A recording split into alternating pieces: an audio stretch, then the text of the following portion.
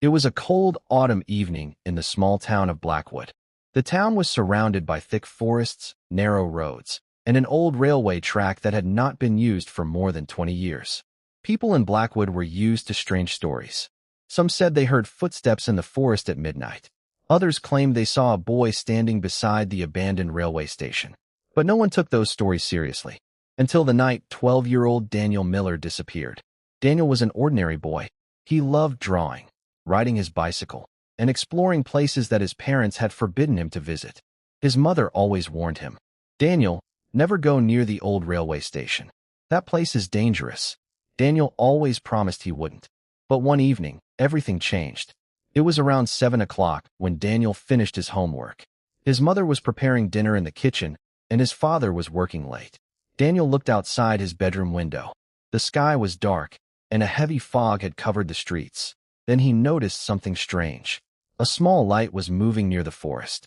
Daniel stared at it. The light disappeared. Then it appeared again. It looked like a lantern. Curious, Daniel quietly took his jacket and went outside. He left his bicycle near the garden and followed the light toward the forest. He didn't know that someone, or something, was waiting for him. Daniel walked deeper into the forest. The fog became thicker. After about 15 minutes, he saw the abandoned railway station. The old building looked exactly as people described it. Broken windows, a rusted sign, and a railway platform covered with weeds. Daniel stopped. "Hello," he called. No answer. Then he heard a sound. Footsteps. Slow footsteps. Coming from inside the station. Daniel wanted to run, but curiosity stopped him. He pushed open the old wooden door. Creak. Inside, everything was covered with dust. Suddenly, Daniel noticed something on the floor. It was an old photograph. He picked it up. The photograph showed a group of children standing beside the railway station. There was a date written on the back.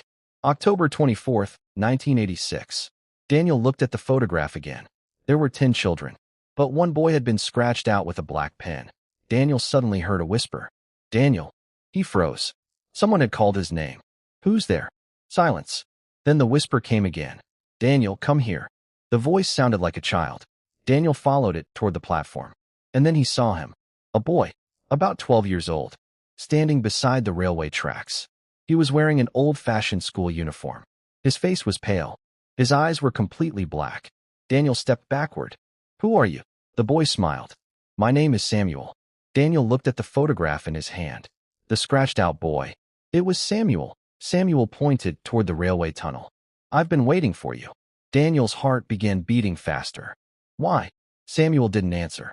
Instead, he said, "Do you want to know where I disappeared?" Daniel swallowed. "What do you mean?" Samuel walked toward the tunnel. "Come with me." Daniel should have run, but he followed. They entered the tunnel.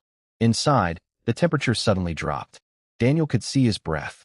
The walls were covered with strange drawings. Hundreds of children's names were written there. Daniel moved his flashlight across the wall. Then he saw something terrifying. His own name, Daniel Miller, written in fresh black ink.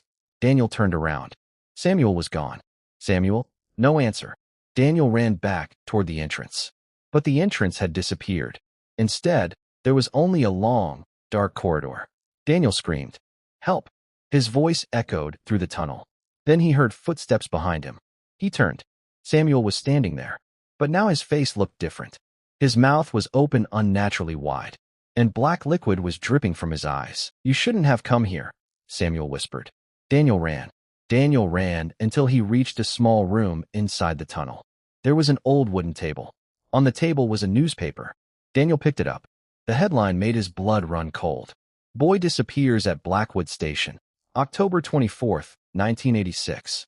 The boy's name was Samuel Carter. According to the article, Samuel had disappeared while playing near the railway station. His body was never found. Daniel continued reading. Then he discovered something even stranger. The article said that every 20 years, another child disappeared near the old station. Daniel looked at the date. 1986, 1987, 1988. His hands began shaking. It was 2026. Tonight was October 24th, and Daniel had disappeared. Suddenly, he heard his mother's voice. "Daniel." He ran toward the sound. "Mom." But when he reached the end of the corridor, he saw his mother standing there. She was smiling.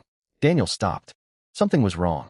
His mother was wearing the same clothes she had worn that morning, but her eyes were completely black.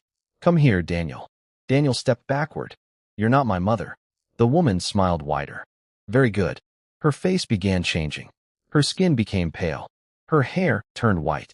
And suddenly she transformed into Samuel. "You're learning quickly." Daniel ran again. Daniel noticed a small wooden door in the tunnel wall. He opened it. Inside was a room filled with hundreds of photographs. Every photograph showed a missing child. 1986, 1987, and many years before that. Daniel looked closer. There were children from different generations.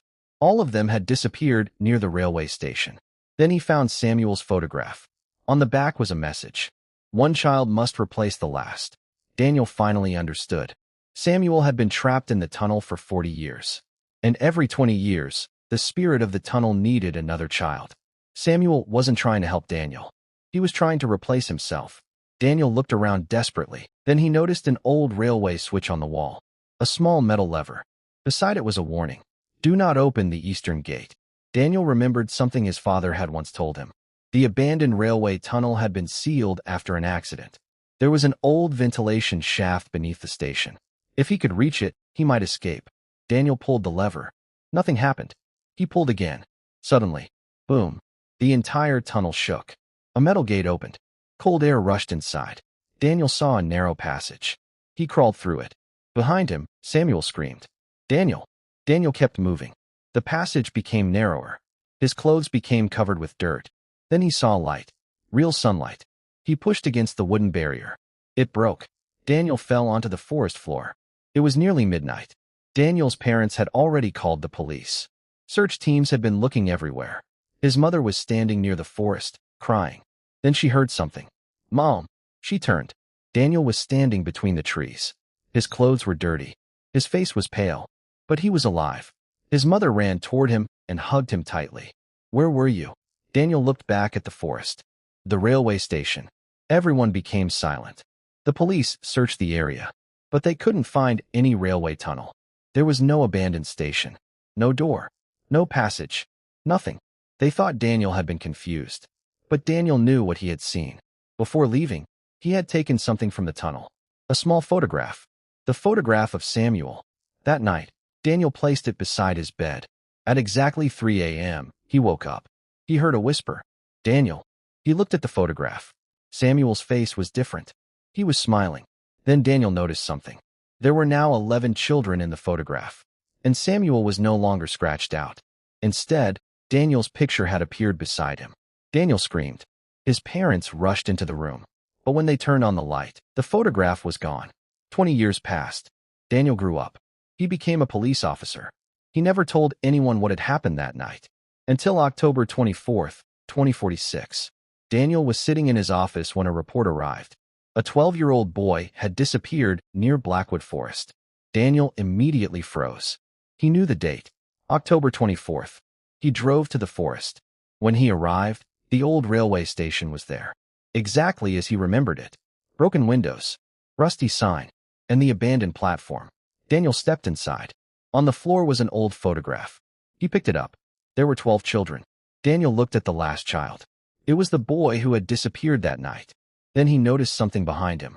A familiar voice whispered, "You finally came back." Daniel slowly turned around. Samuel was standing in the darkness. But he still looked 12 years old. He smiled. "You escaped once." Daniel raised his flashlight. "I won't let you take another child." Samuel's smile disappeared. "You don't understand." Daniel stared at him. "Understand what?" Samuel pointed toward the tunnel. "I was never the one taking them." A deep sound came from the darkness. Something moved behind Samuel. Something enormous.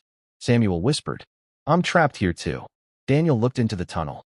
Hundreds of children's voices began whispering his name. "Daniel, Daniel, Daniel." Then the lights went out, and the old railway station disappeared once again. The missing boy was found the next morning, sleeping beside the forest road. He remembered nothing. But Daniel was never seen again. The police searched for him for months. They found his car near the old railway station. Inside the car was a single photograph. There were 13 children in it now, and standing at the very back was Daniel. His eyes were black, and beneath the photograph, someone had written, The next one will come in 2066. Since then, the people of Blackwood have avoided the forest on October 24th. But sometimes, late at night, travelers passing through the area claim they see an old railway station where no station should exist. And beside the tracks, they see a group of children. One of them is always holding a lantern. And if you listen carefully, you may hear a boy whispering from the darkness. Have you seen Daniel? The end.